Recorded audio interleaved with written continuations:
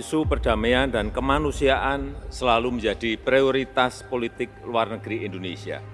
Konstitusi Indonesia mengamanatkan agar Indonesia selalu berusaha berkontribusi bagi terciptanya perdamaian dunia.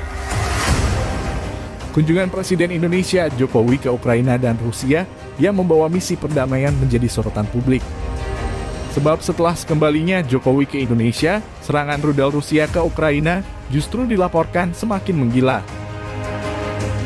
Dalam pidatonya di Istana Kremlin Moskow, Jokowi mengatakan, alasan utamanya berkunjung ke Ukraina dan Rusia adalah untuk menjadi perantara atau jembatan dialog antara Presiden Zelensky dan Presiden Putin.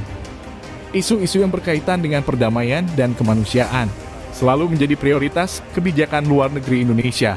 Konstitusi Indonesia mengharuskan kami untuk selalu berusaha memberikan kontribusinya sendiri demi memastikan perdamaian di seluruh dunia, ujar Jokowi saat berpidato di sebelah Putin. Berbagai pihak dari mulai netizen hingga akademisi politik internasional ikut angkat bicara merespons lawatan Jokowi ke dua negara tersebut. Sebagian netizen memuji langkah Jokowi yang dinilai proaktif dalam perdamaian dunia.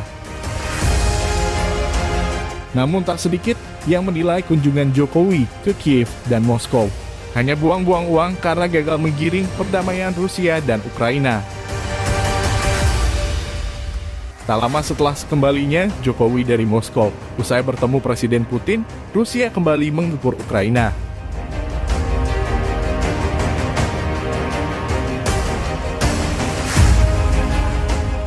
Ukraina melaporkan lebih dari 21 orang tewas akibat serangan rudal Rusia ke salah satu gedung apartemen dan pusat rekreasi di wilayah Odessa, Ukraina pada Jumat 1 Juli. Menurut mantan Wakil Menteri Luar Negeri Indonesia, Dino Patijalal, ini merupakan tanda bahwa Presiden Putin sama sekali tidak mengindahkan misi perdamaian Jokowi. Sebab Moskow terus membombardir Ukraina saat lawatan Jokowi sedang berlangsung.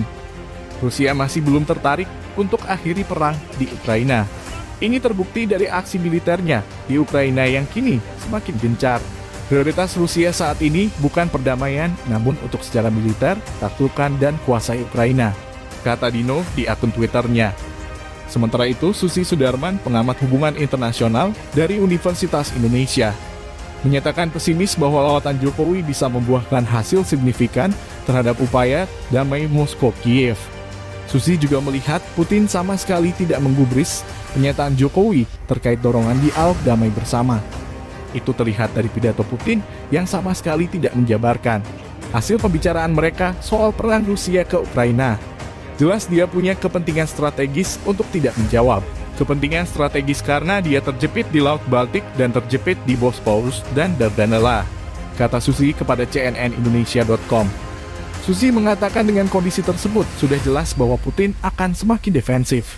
Putin jelas tak ingin kalah dari ancaman negara-negara barat.